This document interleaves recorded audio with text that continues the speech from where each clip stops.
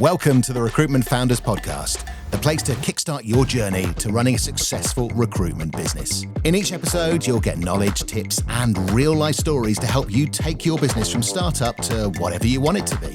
At Recruitment Founders Club, we'll show you how to follow a proven path to success, tap into a network of top-notch mentors, and join a community that thrives on collaboration and shared wins. You run the business, and we make sure you succeed. So here we are, another episode. Yeah. Interesting subject, something both of us are involved in. We're going to talk about why we work on a retained basis, and talk through debunking the some of the myths around it and helping understand how to position it versus contingent. But also it's not right for every permanent situation, is it? Yeah. And we'll talk about that too. Yeah, we'll acknowledge contingent recruitment. It's formed a large part of my career over the 20 plus years. Grew up and was taught as a contingent recruiter, and it was only the last 5 years or so. In fact, no, because I used to champion it back in the corporate world.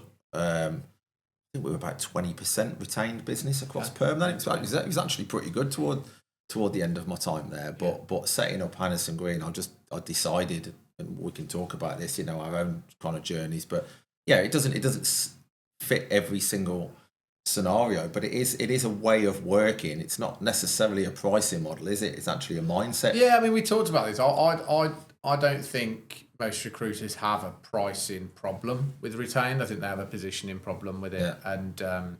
And being retained isn't necessarily something more expensive. It's just about how you position. And there is a perception. I think there's a perception from contingent recruiters on retained that haven't done it before. That might.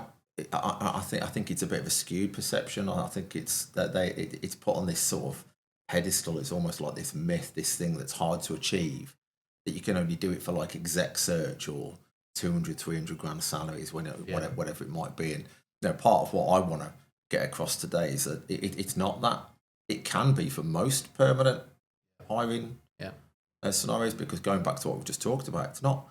It's not a pricing. It's a mindset.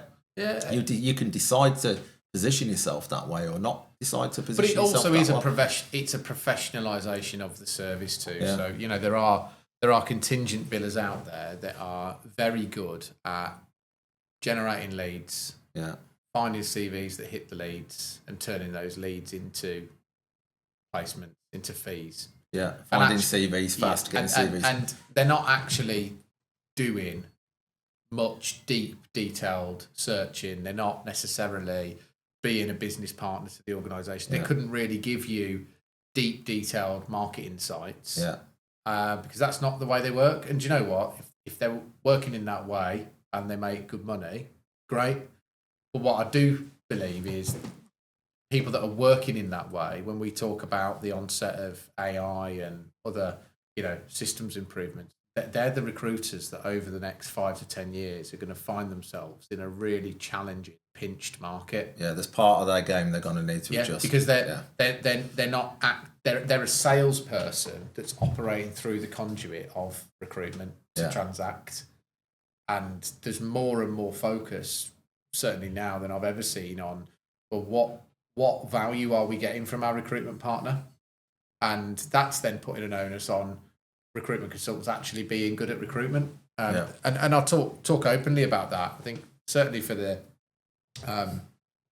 early part of my career, certainly I'm unsure how good at recruitment I was from the client side looking in. Yeah. I was good at it from the recruitment company side because I was good at doing deals. I was a good salesperson. Okay. Yeah. But actually, did I interview candidates? Did I create a interview process that was thorough, diligent? Yeah. Did I really understand what I'm screening for and against? Absolutely not. I was just a young kid who was taught how to use a phone to make money. Yeah. But over the last sort of 15 years of my career, I've really been on a different journey with that. And I think that's the future of external recruitment. It's that value. You are a professional. No, I think if you're a good recruiter, a good contingent recruiter, in the ways that you've explained now, I don't think it's a massive step up to get to that place. And it's maybe not even a step up. There are definitely. I don't want to create this image of retained search means that it's got better recruiters in it than contingent. That's not necessarily. I want to be careful where we go with that. It's not that at all. It's just different. There's a difference. It's nuanced. But as I say, there is an aspect within recruitment where people that are good at doing deals aren't necessarily that interested and or good at being a recruiter. But I do think the shelf life on that market is limited, and moving into a retained model, you are selling more of a service. You're providing more of an outsourced model for more of that. Actual interview process, the market insights, the candidate insights, etc. So I do see that's the way the market's going, and certainly for me, I think that's a string that all good recruitment businesses should have on their bow. So let's talk about contingent recruitment then, because we haven't got the stats. We haven't got our research team working hard behind the scenes, giving us exact numbers because we don't have one, and we didn't do it. So, but let's do an educated guess that 95% of the recruitment that goes on within industry is contingent, because it's probably not far from that number. Yeah, certainly very high. Yeah. Why do we think it's so high? Because if you look at it, I've used this quote loads of times when talking about retained business. If you look at the majority of service industries, they are retained. Yeah. They are there. The fee is set up on a project basis with an upfront part and then parts paid on deliverables. It's a standard project based setup, isn't it? Commercial setup. Accountants. We use accountants. You're not paying them after they've delivered the service. It's an ongoing fee that you pay them. Yeah. So why is it that the majority of, we're talking about, these will be very good recruiters. Yeah.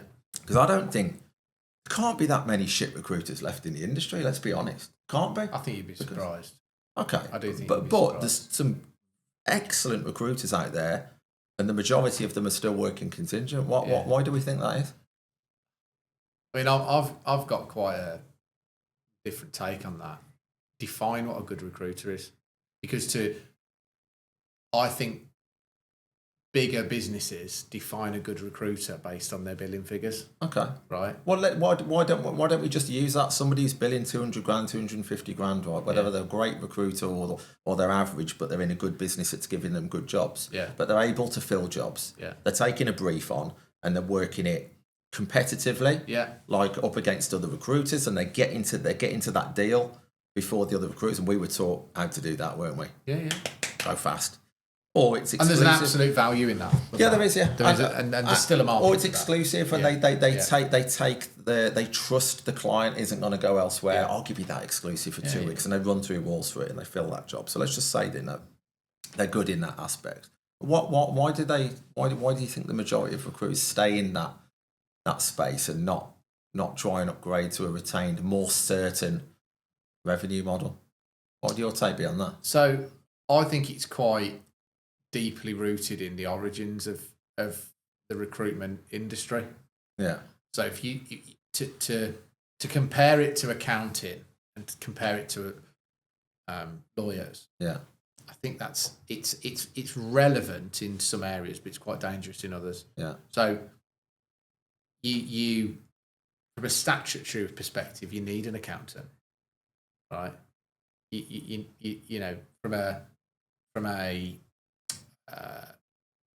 need a lawyer to advise you on whether you're operating legally or not, whether and if you get to court, etc. So you need that. So recruitment isn't something by law or by statutory rights you need to have. It's something that businesses can choose to spend their money on or not to.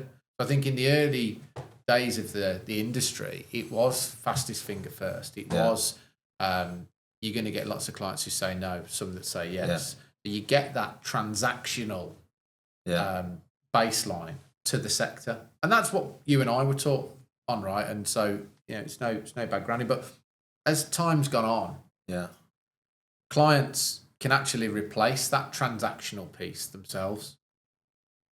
AI is now allowing businesses to do that, and I think the next 10, 20 years of recruitment is going to put more on an onus as to how much value can the recruiter add to the recruitment process as an outsourced value piece of work versus how good they are at just pulling leads and flicking CVs over. Yeah. Because I do think the shelf life for that is limited. Yeah. I also see when I speak to our friends who are leaders in quite large businesses still, you go and talk to them about their top performers now. Their top performers aren't like 25-year-old Geaton jocks on the main, right?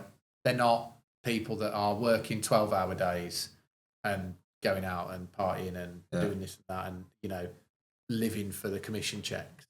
They're people that have become, whether through a deliberate decision or otherwise, a professional recruiter.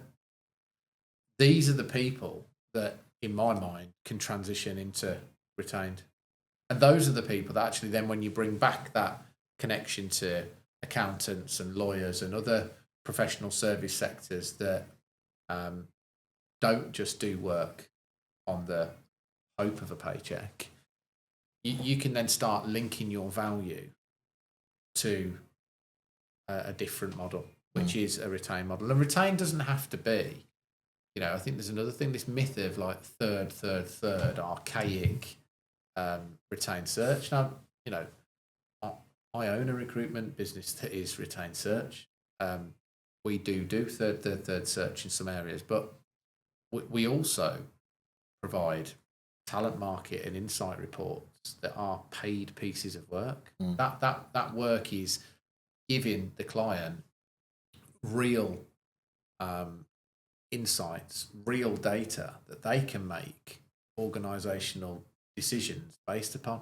That's something that, you take the accountant or the legal, analogy. It's the same thing. So we're delivering some products and services to our clients where hiring somebody isn't actually the outcome. Yeah. Right. So that's where I want some of our listeners to think about the industry in a slightly different way and think what retained means. Retained can mean search. It can mean third. It can mean that we're going to give you certainty that we will fill you that particular job. But it also can mean, well, you're going to retain us on a monthly amount, and in order to and in return for that, we're going to keep this and this talent pool warm and keep topping up and keep engaging a market around that space, around that discipline, even when you're not hiring in it, because it'll speed up your time to hire when you're ready, or it'll give them some other benefit. There's these other things out there that actually start to prepare your business for the modern and future client market we're in. And that client market is much more educated than it was 20 years ago around recruitment. It's much more robust in terms of filling jobs that most contingent businesses feed off. So retained, for me, and you are, keen to get your insights, but why I work retained, it's a commercial relationship between me and my clients that signifies a professional service. It's not just about the transaction of a candidate like a commodity. It's, we are a service provider. Do you want us to help you, set up your internal recruitment processes for how you interview, how you attract? Is it particularly around a brief that is one role and we'll fill it, or is it that you're going to need 20, senior project managers in the next 12 months, and actually, they're an 80 to 120k job, and you have no idea how to access the talent at volume on an affordable basis, and an advert ain't going to cut it.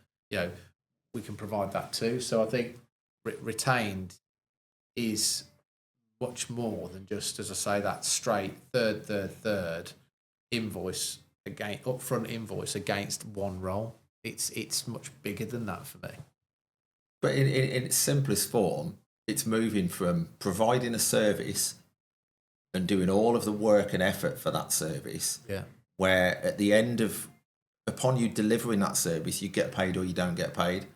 In its simplest form, you're moving away from that to a situation where there is an upfront payment, which for whatever it is, whether it's a project, an ongoing monthly retainer, whatever it might be, or it's a single assignment, fundamentally changes the landscape.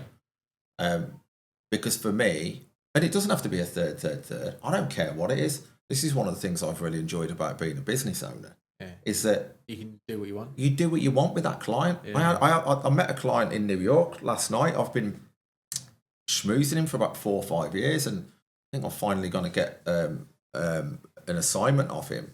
And they've struggled with funding and stuff, and they've just done a funding round, and it's a bridge round for Series A. And now I'm talking to him, and I've only ever spoken to him about retained, but because budgets are tight, I'm talking about like a small fee up front, like a nominal fee, but it's just the context of them giving you some money up front. It's a symbol of the relationship being serious. Exactly. It like solidifies that relationship. I've done 50-50s. I've done quarter. You've been involved in some of my negotiations. I just love how you can it can be whatever you want. Like I've had a quarter of a fee. The last quarter of the fee is after 3 months of service, because they just want that bit of security that they're going to be there throughout their probation period. And I think it doesn't have to be that third. For exec search, it usually is a third on shortlist, third upon completion. But I don't want our listeners to get hung up on that. But for me, in its simplest form, it's just that having that little payment up front, whatever it is, that just ties both parties into each other and enables you to be able to do your job properly. Because I'm sure there's many people out there that rely on exclusive business. I don't buy exclusive business in my world anymore, because I just think loyalty's not what it used to be.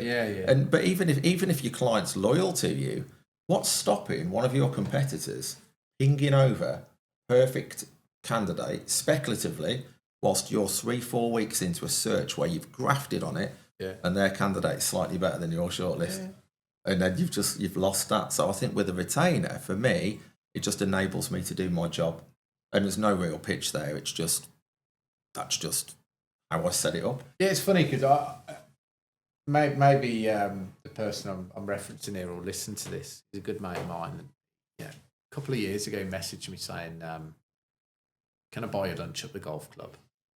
CEO wants us to do more retained work. I want your opinion on it." And I messaged him to say, "Well, I don't think I'm going to inspire you terribly, but more than happy to." And we sat down over a baguette and chips, and was he paying? I probably did. He did pay, I probably didn't inspire him too much, but I was truthful. What I said to him was, it's about that positioning point I made earlier. Clients don't have a choice of how to engage me and my business. This is how we work. We're a professional service business. And we provide a professional, detailed, thorough service. And to do that, we need guarantee of revenue. Just like you're wanting guarantee of results. Sound? Well, these, fortunate for you, Mr. or Mrs. Client, you want guaranteed results. We want guaranteed revenue. That's the way we're going to get it. And that what I do think is really challenging, and I said this to the person when I met him. If you've got a team that are going out there selling contingent at the minute, and you want them to just start selling retained to that same client base, but the ultimate product isn't going to change, you're dead. It's not going to happen. And there's no amount of me being an experienced retained search consultant turning around and giving a bit of coaching and saying, "Oh, do this and this is how you position it and here's how you handle all your objections." Because ultimately, if you've got a business that's set up to just be a contingent recruitment business, and the culture from the management is going to be, "Well, I want jobs want job orders on, I want interviews, I want this, I want that. And actually you're prioritising behaviours that drive billing rather than prioritising the type of service that ultimately will drive billing. You're not going to transition. You're not going to transition. So, as I say, probably left that meeting not inspiring him in the immediacy. But for me, if you're a contingent recruiter out there at the moment, I think what you've got to think about is how good at the art of recruitment am I? Not how good at doing deals am I? Think bigger. If this is a job you're in for a while, do I actually competency and scenario interview candidates? Do I understand what that actually even is, right? Without being patronising, because a lot of recruiters probably don't, right? How do I then link my process to the internal HR process of a client? That's how you're going to start being a better recruiter. That's how you're going to have longevity in this sector. Yeah. And that then leads you to the point where you can, be retained. You can firm up your billings. You can, and one of the things that contract billers will always tell you is, I'd never do perm because I know where I stand in 3-6 months, whatever time, Well, retained search perm consultants do too. Yeah. You pick up an assignment, you know that you're going to deliver X, you're providing a professional service, off you go. You've got your pipeline, go and deliver and do your job. Yeah. Whereas when you're working on a contingent basis, it's a different thing altogether. It's fastest finger first. It's trigger happy. You're naturally not going to spend as much time getting to know each candidate because you're not necessarily being paid for that conversation until it becomes something. So you're driving a commoditized way of working. So I think actually retained search is not only better for you as a consultant, but I do passionately believe it's for the betterment of the sector as well. I think if more clients retained recruiters, they would get a better service, candidates and clients, because you would get providing they choose wisely. Yeah, but you get professionals then with time to provide a professional service. Yeah. Whereas, and I'll have a debate till I'm blue in the face. Most recruiters out there that are badged as good are good billers. Yeah. And there is a difference between being a good biller and a good recruiter. I was a good biller that was just a good salesperson using recruitment as a conduit. Took me a long time being in the sector to get good at recruitment, to understand what a process is, so I can sit in front of a chief people officer and talk about recruitment on a detailed level, right? So, and what I would say, those businesses have now got talent internally that can do that. You've got some really skilled talent internally in clients now. That did not exist 15 years ago.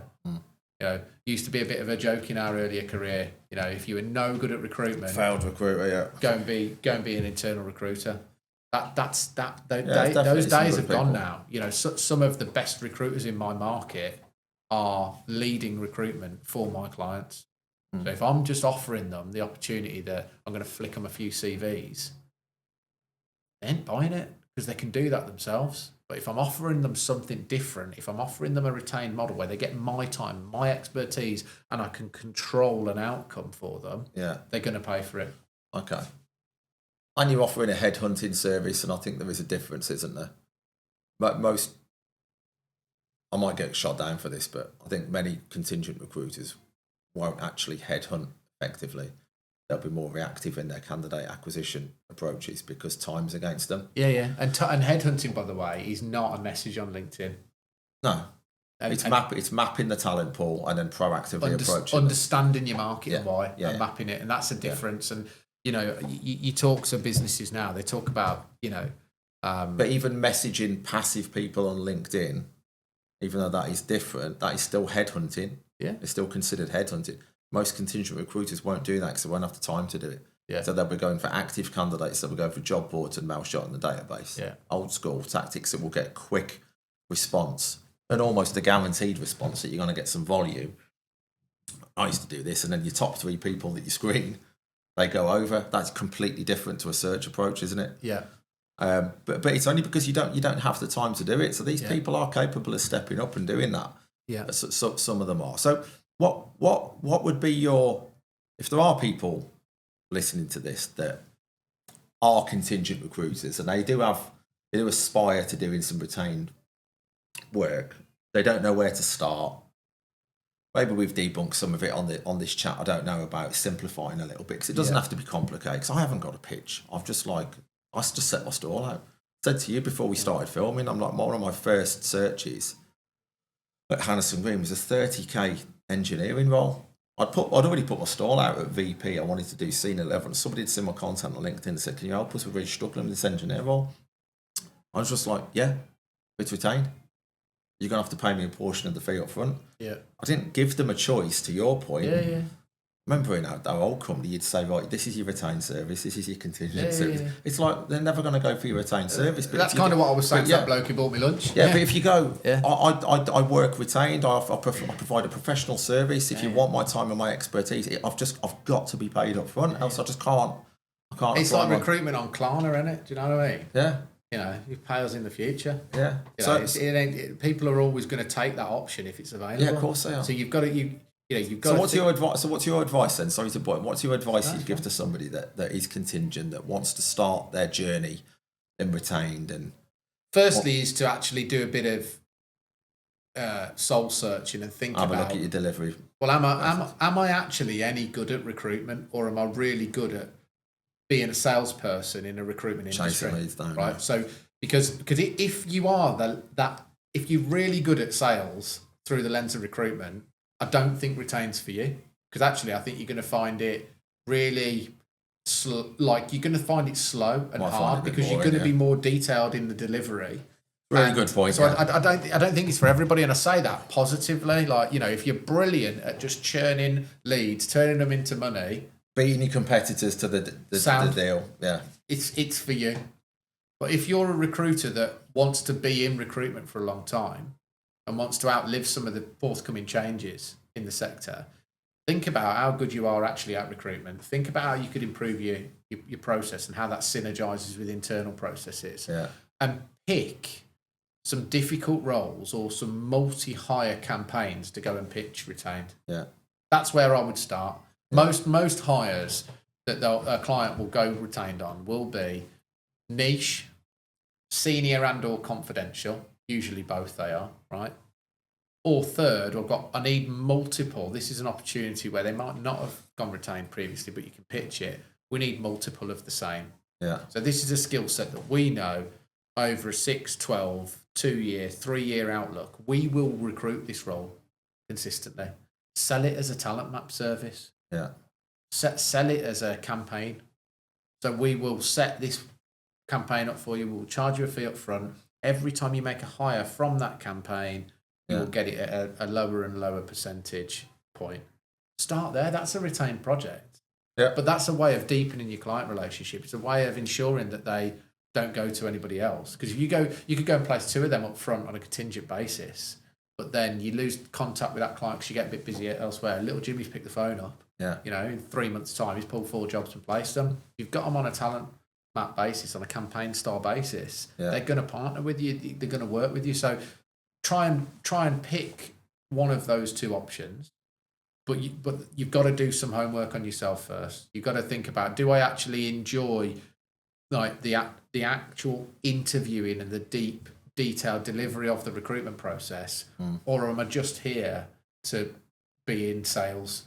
And as I say, if that a bit is the answer, if you just love sales and you love doing billings for commission, contingent is probably the best place for you. And good luck to you, because you can have a great career doing that. But I do think your shelf life is limited. I do think the space for that type of recruiter is diminishing over time, largely due to how good clients are becoming at it. So that would be my bit of advice: is analyse, am I a good recruiter, not just a good biller? Do I know about recruitment? Can I interview a candidate? Or am I just asking salary and matching that to a job description and hoping that, because that's what I was taught to do. Does the salary match? Are they interested? Sell them the job. Can I get them to an interview? Yeah. I wasn't taught to interview candidates against the brief. Yeah. So can you do that? Then from there, think about, right, what's my professional service? How do I align that? And probably pick, as I say, a niche roles to go after. And or look at multi-hire campaigns where you could sell some talent insights, talent mapping, and develop a longer term relationship with your client. Good advice. So it will draw something there. Yeah. Let me just add, because I think there's something else here that has really worked for me. Have you got a voice in your market? Are you well known? Are you well respected? Because I don't know this for certain, but I'd imagine it's much more difficult to pitch and win a retained search if you're just a complete unknown that nobody's heard of you before. I'm sure you can do it if you're process driven and you approach it in the right way, but what's really worked for me is because I do work in a niche like you do. You're known in it. I'm known. I project a lot of value into I put a lot of content out that gives value, so I'm seen as somebody who's got a bit of a voice in the industry. So I think it does give you more credibility if you are known within your market to have those conversations. So if you don't project anything and you're just sending out your mail shots and you're doing your delivery, but you are in a niche, you have got carved a market out for yourself. Start talking to that market and start getting a voice and start getting well known, build a reputation, build a brand, because I think it'll make those conversations easier when you do look to make that transition. Really good advice. And that links kind of to what I was saying about if you're just a sales-led biller, that content isn't really of interest to the market that's going to retain you.